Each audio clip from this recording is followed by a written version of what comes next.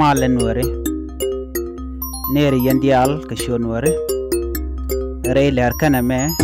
biya ler mi pai to gan tama biya jeling tenen gwasa me mi shejek nyoka kanete kokien go ba jeling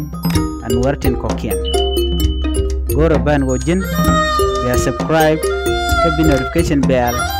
ja twani mi jiram jidit en wal shirenial shabok reenial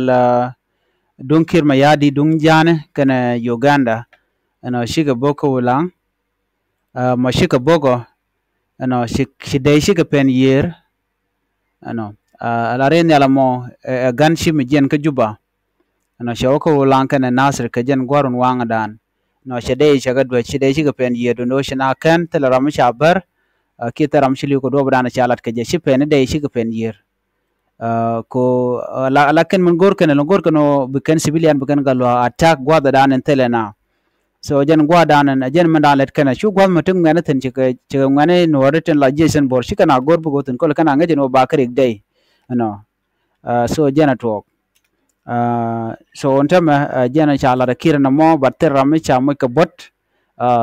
chalo jok ka cha bok pan do telemi cha yar kan wore so chiduna lo jok bang so jenda na gor ken wodi yena lat men biya ngaj ke jen gwaz men tama la jang ken te alo den jeda lonko cha doro shal ke pigi chaje ke ben tama jejen bor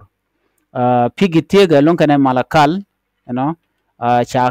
jutina men kwar ken dial me deni ken deni SSPDF men deni agwele force ken dial cha jojen gwadamo cha ju ke pigi jine dial chigaring ring na ka yun bizan tam right corner ko shi korche chup kake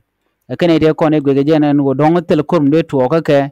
kan lani go along nuwer de ka Nasir ka nake ke joy ke but right now chikari de chikene nen tam right corner so chikan mod chikene nen ka urka chele chika tayi dan jakan nuwer ko dol kan wonta ban dol ka tam this time so jenda na biya linga me ana bana right den bana linka kor galden be